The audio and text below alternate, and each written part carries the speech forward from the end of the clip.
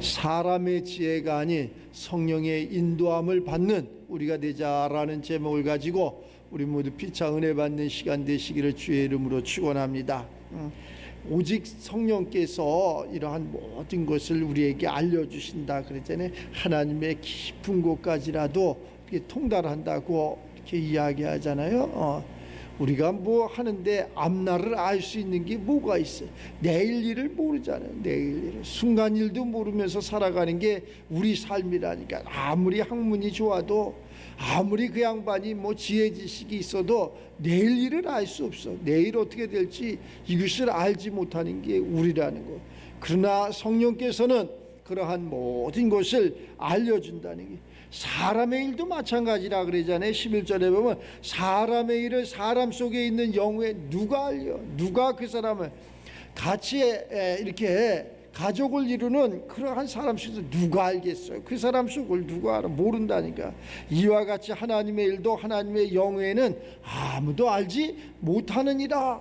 그래서 하나님의 영으로 그 하나님의 세계를 아는 거예요. 하나님이 주시는 성령으로 그 하나님의 속을 이렇게 그 속에 들어갔더니 우리가 이제 육신의 삶을 이렇게 살면서 그러한 의식주에 필요한 것이 많잖아요. 그것 때문에 때로는 울기도 하고 때로는 슬퍼하기도 하고 때로는 고통 속에 살기도 하고 이러는 것이라 할 수 있어요. 그런데 그 하나님 속에는 그러한 모든 것을 치유하고 하나님 속에는 그러한 모든 것을 우리에게 만족을 줄 수 있는 것이 있다는 거예요. 그런데 그것을 우리가 보면은 얼마나 좋겠어. 우리가 신앙생활 하는데 내가 모태신앙인데 내가 이렇게 신앙의 연조가 깊은데 내가 기도를 많이 하는데 내가 목사인데 장로인데 권사인데 내가 뭐 교회 중직인데 이런 거 갖고 아는 게 아니라 하나님이 주시는 성령으로 안다는 거예요. 하나님이 주시는 성령으로. 그 하나님이 그럼 성령을 언제 주시느냐? 얼굴이 못생겨서 안 줍니다. 뭐 학벌이 없어서 안 줍니다. 나는 지방이다 안 줍니다. 그런 세계가 아니라 우리가 예배하는 이 순간에 신령과 진정으로 예배를 드리면은 하나님은 이렇게 예배하는 자를 찾아오시는 거예요. 하나님은 이렇게 신령과 진정으로 예배하는 자를 찾으시느니라. 하나님께서 신령과 진정으로 예배하는 우리들 그러한 생각과 마음속에 심령 가운데 영으로 찾아오셔가지고 환경 속에서 알게 하시고 깨닫게 하시고 또 우리의 그러한 의식주의 삶도 지배하게 하시고 정복하게 하시고 다스리게 하시고 왕같은 제사장으로 이렇게 살게 하는 것을 알 수 있어요. 전에는 버림을 받아가지고 하나님을 모르기 때문에 하나님의 등을 돌리기 때문에 아무것도 볼 수 없고 깨달을 수 없고 또 하나님의 세계가 그냥 공상 속에서 환상 속에서 그냥 저 사람이 저렇게 믿으니까 나도 이러한 삶을 살았다는 거예요. 하나님은 지금도 살아서 역사하시고 하나님은 지금도 살아서 주무시지도 않고 졸지도 아니하시며 불꽃 같은 눈동자로 하나님의 사람들을 지켜 보호하신다는 거예요. 그래서 그 사람이 필요한 것, 그 사람이 해야 될 일을 하나님께서 다 아시기 때문에 우리가 믿기만 하면은 그러한 일이 이루어진다는 게 응답으로 이루어진다는 게. 근데 우리 하나님은 무슨 일을 하기를 원하느냐? 당신의 일을 하기를 원한다는 거예요. 당신의 일이 뭐냐? 당신의 하나님의 일이 뭐냐 도대체? 정의를 내려봐라. 너무나 포괄적이다. 너무나 커서 이것을 다 생각만 하다 우리 인생 다 끝나. 하나님의 일은 그러면 뭐냐? 사람으로 오신 예수 그리스도 그분이 가르쳐 주신 길이요 진리요 생명인 이 길을 가는 거야. 그분의 길을 가다가 보면은 뭐가 있느냐? 이 사순절 기간에 고난이 있는 것처럼 우리 삶 속에도 고난이 있다니까. 그러한 고난을 통해서 뭐가 되느냐? 부활이 있다는 거예요. 부활. 그 부활이 예수 그리스도가 십자가 상에서 우리의 죄를 위해서 죽으셨다니까. 그리고 십자가 상에서 다시 그리스도 예수로 부활했다. 다시는 그리스도 예수를 죽일 수 없는 거예요. 다시는 그리스도 예수를 정죄할 수 없는 거예요. 그러나 예수 그리스도는 얼마든지 정죄를 받을 수 있고 또 죽일 수도 있고 이렇다는 거예요. 그러나 우리가 이러한 부활의 역사를 통해서 우리가 다시금 얘기하는데 의식주의 그러한 삶에 부족한 것이 이 부활의 역사를 통해서 다시는 가난이, 다시는 병마가, 무지가, 다시는 어려움이 이게 없어야 되는 게 맞다, 이렇게 이야기해요. 이게 그럼 왜 옛날부터 이렇게 내가 신앙생활을 많이 하고 이 부활절을 수없이 지냈는데 왜 그렇습니까? 이렇게 이제 물을 수도 있죠. 그러면은 하나님의 관점에서 이렇게 대답할 수 있어. 너는 하나님을 믿은 게 아니고 하나님 말씀에 순종한 게 아니고 네 삶에 그냥 애통이나 네 삶에 바라는 이러한 삶을 살기 때문에 하나님이 줄래야 줄 수 없는 육신의 것은 하나님과 원수가 된다 그러죠. 그 하나님과 원수 되는 삶만 사는 거야. 내가 하나님을 그렇게 믿는다고 하면서, 하나님을 경외한다고 하면서, 하나님 말씀에 순종한다고 하면서 우리는 하나님과 원수 되는 삶을 살아가고 있는 거예요. 누가 하나님과 원수 되는 삶을 살고 싶은 사람이 어디 있습니까? 그러나 우리가 하나님의 그러한 율례와 율법, 이 하나님이 법을 만들어 놨다니까. 이 율례와 율법을 만들어 놓고 많은 선지자들을 우리에게 보내줬는데 우리가 믿지를 않았어. 듣지를 않았어. 자기 멋대로 했다니까. 그렇게 하지 말고 하나님의 성령으로 하나님의 깊은 곳을 통달해서, 하나님 시대가 이렇게 악한데 우리가 선하게 살고 착하게 살고 하나님의 뜻대로 살고 하나님의 말씀 가운데 살면은 우리를 어느 정도 쓰임받게 이렇게 우리의 생명을 연장해 줄 수가 있습니까? 좀 이렇게 하나님의 속에 들어가서 보면 답이 나오잖아. 근데 자꾸 겉에서 계산으로 계수로, 하나님이 제일 싫어하는 건 계산하는 거야. 하나님이 제일 싫어하는 건 계수하는 거야.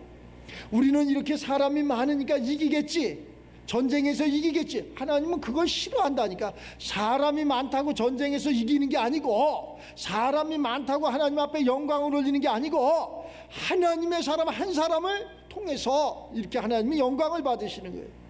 한 사람, 이삭 한 사람, 예수 그리스도 한 사람을 통해서 이렇게, 자, 사람이 노력을 해. 우리 믿음의 조상 아브라함을 통해서 우리가 이렇게 많은 후손이 펼쳐져. 근데 아브라함을 통해서 아브라함이 하나님 말씀에 순종해서 그냥 이삭만 낳았다면은 지금의 그러한 분란이 그렇게 많지 않으리라고 봐. 그러나 아브라함이 나이는 찼고 불안하고 초조하고 근심 있고 걱정 있고 기업 물을 사람은 없고 후손은 안 되고 이러니까 어떻게? 그러니까 아브라함이 하갈을 통해서 이스마엘을 낳은 거예요. 자기가 한 거라니까. 자기 스스로가 하나님의 일을 하겠다고 누구를? 이스마엘을 낳은 거라니까. 근데 하나님이 아브라함도 그렇게 얘기해, 복을 주겠다 그러니까, 아이고 이 노년에 무슨 복이 필요합니까? 그냥 내 아들이 하나 있는데 이스마엘이나 여기나 잘 되게 해주세요. 창세기에 그랬잖아. 그 하나님이 아니다. 기업 물을 자가 따로 있다. 복 받을 자가 따로 있다. 아니 나는 아직 나이도 많았고 아직 자식도 보이지도 않고 그런데 무슨 그러한 복이 있겠습니까? 부인은 다 생리도 끝났는데 무슨 그러한 일이, 무슨 일이? 사람도 웃잖아, 비웃잖아. 그게 말이 됩니까? 그게 말이 안 되는 거예요. 사람의 생각으로 하나님의 세계가 무슨 말이 돼? 말이 안 되는 게 맞아. 말이 안 되는 것을 우리는 저 10년 가운데 믿어지는 거야. 믿고 순종하는 거예요. 믿고 순종했더니 명년 이맘때 아들이 있으리라. 있잖아. 그 아들을 통해서 예수님이 나신 거라니까. 지금도 그걸 싸움하고 있는 거야. 지금도 계속 우리 아버지는 아브라함인데, 아브라함 맞아. 이스마엘 후손들이 우리 아버지가 아브라함이야. 맞아. 네 아버지 맞아. 이삭도 마찬가지야. 우리 아버지가 아브라함 맞다니까.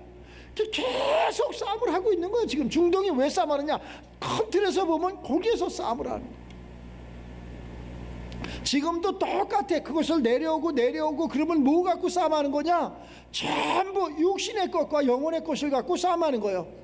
어느 사람은 그러한 영혼의 것으로 이것이 진리야, 이것이 맞는 거야 이렇게 얘기하는데, 그러한 육신의 사람은 그걸 비진리로 보는 거야.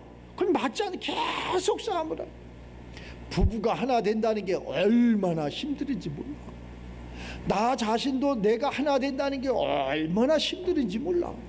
내 속에 또 다른 내가 있어갖고 이것이 나와 하나가 된다는 게 보통 힘든 게 아니에요. 그래서 예수님은 이것을 다 아시기 때문에 우리에게 어떻게 너희는 물과 성령으로 거듭나라, 다시 태어나라, 물과 성령으로 다시 태어나라는 거야. 왜? 또 다른 내가 있어서, 육신의 내가 있어서 도저히 아무리 하나님 예수님이 이 땅에 오셔갖고 이것이 길이고 진리고 생명이니까 이것을 믿고 이것을 순종해라 그랬는데도 안 믿잖아. 우리가 이 한 시간 사람의 일도 모르는데 하나님의 일을 어떻게 알겠어? 그럼 뭘로 알겠어? 이 학문으로. 자, 이 구약에 보면은 바리새인 서기관 대제사장들이 이 하나님의 일을 아무도 몰랐잖아. 예수님이 오셨는데 아무도 몰랐잖아. 예수님이 막 하도 답답해가지고 아브라함도 내가 알아, 누구도 내가 알아. 이렇게 네가 나이도 몇 살 50세도 안 된 놈이 어떻게 아브라함을 알아? 막 이러고 정죄하고 판단하고, 쟤는 미쳤어. 저건 십자가에 갖다 달아 죽여도 그냥 현찮아. 막 이래고서 야 진짜 그렇게 무지한 그런 한 살. 하나님이 그래서 개입을 해야 돼. 하나님이 개입을 해갖고 딱 지명해갖고 하나님이 지명한 자는 고난을 좀 받습니다. 고난이 없이는 그 사람 같지 않아. 나는 하나님이 이렇게 부르셔도 물론 그런 사람도 있을 수 있겠지, 하나님의 관점에서. 그러나 성경적으로 우리의 그러한 앞에 이러한 놓은 사람들을 보면 거의 고난을 받습니다. 우리에게 많은 서신서로 교훈을 주는 이 바울 선생 같은 사람, 그 사람 예수님 동시대에 살았지만은 예수님을 보지 못했어. 그런데 그 성령을 통해서 엄청난 고난을 받잖아요. 그전에는 그러한 고난이 없었어. 바리새인 중에 바리새인이고 율법자 중에 율법자이고. 아니 근데 많은 하나님의 세계를 아는 사람이고 또 예수 믿는 사람들을 잡아다 오게다 가둬야 되는 이러한 입장이었는데 하나님의 성령이 그에게 임하니까 완전히 사람이 틀려져. 근데 전에는 그렇게 세상을 호령하는 사람이었는데 그 사람들이 쫓기면서 저 아라비아까지 가서 아주 고난 고통 속에 말도 안 되는 사람들에게 복음을 전하면서 때가 되니까 다시 예수님의 제자 베드로를 만나러 오는데 누구도 인정해주지 않아. 세상에 저 사람을 미쳤구먼 이랬는데 이야기를 하다 보니까 하나님의 말씀을 저거는 예수님이 하신 거야. 그 예수님의 수장 베드로가 저거는 사람이 하는 일이 아니야, 내가 하는 예수님이 했던 거하고 똑같아. 그러면서 거기다 인을 쳐주잖아. 도장을 찍어주는 거예요. 그때부터 그것이 인정이 되는 거예요. 우리도 마찬가지라니까. 여러분들이 살면 누가 목사님이 인정을 해줘야 돼. 도장을 찍어줘야 돼. 저 사람은 믿음이 있는 사람이야, 저 사람은 신앙의 정도의 길을 사람이야 하고 도장을 찍어줘야 돼. 이러면 안 되는 거라니까. 그러면 안 되는 거. 도장을 찍어줘야 돼. 어디를 봐도 저 사람이 잘못해도 불법을 해도 이유가 있어. 도장을 찍어줘야 되는 거야. 도장을 찍어. 제일 그 도장을 잘 찍어줄 수 있는 건 누구냐? 가족 구성을 갖고 살아가는 가정이야. 그 가정에서 부모가 자녀들에게 도장을 찍어줘야 돼. 자녀가 부모의 그러한 삶을 도장을 찍어줘야 되는 거라니까. 남편은 아내는 남편을 도장을 찍어줘야 된다니까. 진짜 가만히 가서 봐봐. 아내가 남편을 인정하면서 우리 남편은 이러한 사람이고 훌륭한 사람이고 우리 남편은 이렇게 가정을 위하고 누가 어디에 내놔도 우리 남편은 괜찮은 사람이야 하고 도장을 찍어주는 사람이, 그걸 거기에 도장을 찍어서 인정을 받는 사람이 과연 몇 명이나 있나 한번 생각을 해봐. 가슴에다 이렇게 가만히 손을 얹고 생각을 해봐. 나는 그렇게 인정받는 사람이었나 하고 한번 생각을 해봐. 거의는 없어. 참 인정을, 아니 내 가정에서 인정을 못 받는데 밖에 나가서는 인정을 받아. 얼마나 잘했는지 몰라. 그것이 아니라 우리가 이렇게 보면 하나님 안에서 인정을 받으면은 내 가족 안에서도 인정을. 또 이런 사람도 있어. 남편이 어디 가면은 어디에 가냐고 묻는 사람이 있어. 그걸 왜 물어? 아내가 어디를 가면은 묻는 사람이 있대. 어디에 가냐고, 왜 가냐고. 그걸 왜 물어? 근데 그게 관심이 있어서, 정말로 그 사람 무슨 관심이 있어서 좋은 관점에서 묻는 게 아니라, 비진리적인 그러한 관점에서 묻는다는 거야. 근데 또 너무 안 물어도 그걸 또 이상하게 나도 그런 생각하지. 우리 사모는 내가 어디를 가서 밤 12시가 되든 새벽이 되든 전화를 안 해. 관심이 없어. 그 사람들이 이래. 아니 목사님은 왜 관심이 전화가 안 와요? 아니 전화를 왜 하냐 이거지. 내가 일 보고 있는데 내가 좋은 일을 하던 나쁜 일을 하던 내가 주의 종으로서 하나님이 왜 나를 찾느냐 이거야. 무슨 뭐 급한 일이 있으면 찾아야지. 일도 없는데 왜 찾냐고. 왜 찾아? 찾을 이유가 없잖아. 무소식이 시손식이라고 찾을 이유가 없어. 근데 이제 저 같은 경우에는 그럼 왜 찾느냐? 목사님 그럼 왜 찾으세요? 뭐 심부름 시키려고 찾아. 심부름. 뭐 심부름 시킬 일이 그렇게 많아. 그러면 찾아야 된다니까. 어디에다가 무엇을 놓았는지. 가끔가다 뭐 아이디도 잊어버릴 수 있고 비밀번호도 잊어버릴 수 있고. 그러니까 그땐 찾아야 돼. 그걸 모르니까. 자, 우리가 이 하나님의 관점에서 그럼 하나님을 왜 찾느냐? 하나님을 왜 찾느냐? 내가 잃어버린 게 있다는 거야. 자, 우리가 잃어버리지 않았을 적에 하나님을 잃어버리지 않은 그런 에덴 동산에 벌거벗었으나 부끄럽지 않았다니까. 벌거벗었으나 부끄럽지 않은데 우리의 욕심이 들어가는 그 순간 우리가 에덴에서 쫓겨나 추방당을 잃어버린 거예요. 그때부터 하나님을 찾는 거야. 땀을 흘려야 되는 거야. 고난이야, 고통이야.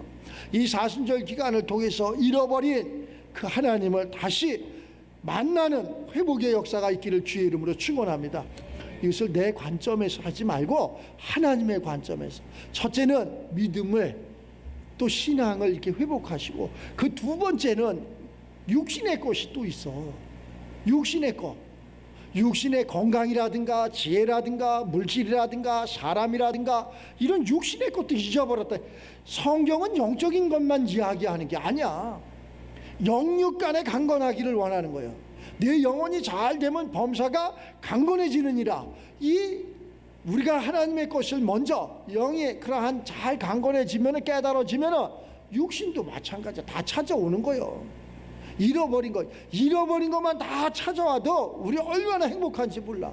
지금 이렇게 다 간증하는 거 뭐 옛날에는 뭐 자기가 이뻤대나 건강했대나, 옛날에는 뭐 자기가 잘생겼대나 뭐 아름다웠대나 인자했대나, 옛날에는 뭐 물질이 많았대나 지혜 지식이 풍부했대나. 그 지금은 다 잃어버렸다는 거야. 뭐 때문에? 세상 풍조를 따르기 때문에 모든 것을 다 잃어버린 거야. 그래서 다시 한번 오직 성령의 인도함을 받아서 하나님의 깊은 곳까지 통달해서 내가 잃어버린 것은 뭐며 내가 찾아야 될 것은 뭐며 이러한 것을 분별하자는 거야. 아이고 목사님 참 무식하네요. 그래서 내가 왜 무식하냐고 이렇게 물으면, 지금 목사님 그런 시대가 아닙니다. 지금은 정치가, 경제가, 사회가 자꾸 이쪽으로 그럼 하나님하고 짝이 점점 멀어지는 거예요. 그래서 그런 육신의 것은 육신의 일을 하는 거예요. 영혼의 것은 영혼의 일을 하는 거예요. 그러니까 이것을 혼동스러우니까 영혼의 것을 육신에다, 육신의 것을 영혼에다 이렇게 짝이 안 맞는 거라니까. 절대 짝이 안 맞는 거예요. 좀 비유를 좀 이렇게 쉽게 좀 이야기하면은, 자, 우리가 자동차를 다 끌고 여기 왔을 거야. 자동차를 타고 왔어. 그럼 자동차에 연료가 없으면은 절대 차는 안 굴러간다니까. 그럼 주유소에 가서 연료를 주입해야 돼. 근데 무식한 사람들은 어디다 갔다가, 아니 당연히 연료 탱크에다가 주유를 하는 게 맞지. 그러나 무지한 사람은 그러한 탱크가 어디에 있는지 모르니까 아무데나 트렁크에다도 받는 사람도 있고 한 발짝도 안 굴러간다니까. 자, 비유로 이야기하는 거예요. 하나님의 세계를 석판에 기록한다든가 하나님의 세계를 이렇게 마음에 또 돌비에 이렇게 새긴다, 한 발짝도 못 굴러간다니까. 사람이 아우 저 사람 저렇게 필기를 많이 하고 저 사람이 저렇게 공부를 많이 하고 머릿속에다 마음속에다 담았으니까 저 사람이 잘 굴러가겠지. 그러나 생명은 없더라. 꽃은 폈는데 향기는 없더라. 꽃이 피면은 반드시 있잖아. 잘라진 꽃이라도 있잖아. 나비와 벌이 몰려든다니까. 저 깊은 산 속에 꽃이 피면은 어디에서 오는지 나비와 벌이 온다니까. 그것처럼. 그런데 조화는 안 와. 우리가 그렇습니다. 그 세상 것은 언제든지 그렇게 때가 되면, 근데 하나님의 것은 절대 없어지는 것이 아니에요. 어디 가나 산촌이나 어촌이나 동일한 거, 오늘이나 내일이나 동일한 거. 오늘 그래서 육에 속한 사람은 하나님의 성령의 일을 받지 못한다. 아주 정의를 내렸어. 오늘 본문 말씀 14절에 그잖아요. 육에 속한 사람은 하나님의 성령의 일을 받지 아니하나니 이는 왜? 그것들이 그에게는 어리석게 보인다는 거예요. 또 그는 그것들을 알 수도 없다. 그러한 일은, 이 하나님의 일은 오직 영적으로 분별되기 때문이다. 그래서 그 영 안에서 신령한 자가 돼야 돼. 신령한 자 속에서도 맨날 자녀로 머물러 있으면 안 되고 장성한 아들이 돼야지. 신령한 자 속에서 일할 수 있는 거는 아들이 돼야 돼. 장성한 아들이 돼야 돼. 그때부터 일을 하는 거야. 신령한 자는 모든 것을 판단하나 자기 자신은 세상 누구에게도, 그 누구에게도 아무에게도 판단을 받지 아니하느니라. 판단받지 않는 우리가 되시게. 아내한테 판단받지 않는 나, 남편에게 판단받지 않는 나, 자녀들에게 판단받지 않는 부모, 또 부모에게 판단받지 않는 그러한 우리 모두 이런 사람이 돼야 돼. 막 판단받지 않는, 누구도 판단받지 않는, 세상은 판단할 수밖에 없어. 잘못된다고. 그러나 이 그리스도의 마음으로 판단받지 않는, 누가 주의 마음을 알아서 저를 가르치겠냐. 그러나 내가 그리스도의 마음을 가졌느니라. 이것으로 이 사순절을 잘, 이제 31일 날 부활절 날 모두가 부활하는 그러한 역사가 있기를 바랍니다. 제일 부활이 믿음의 부활, 생명의 부활, 더 나아가서 이러한 의식주의 부활, 이러한 부활의 역사가 꼭 있기를 주의 이름으로 축원하면서 힘내시고, 조금 힘들더라도 좀 힘내시고 하나님이 그래 함께 한다는 것을 믿고 희망을 가지고, 희망만 있어도 살아. 근데 희망도 없고 소망도 없고 그냥 그럼 어떻게 살아? 그러한 것을 가지고 승리해서 하나님 앞에 영광을 주고 이 세상에서는 빛과 소금의 역할을 감당하는 우리 모두가 되시기를 주의 이름으로 축원합니다.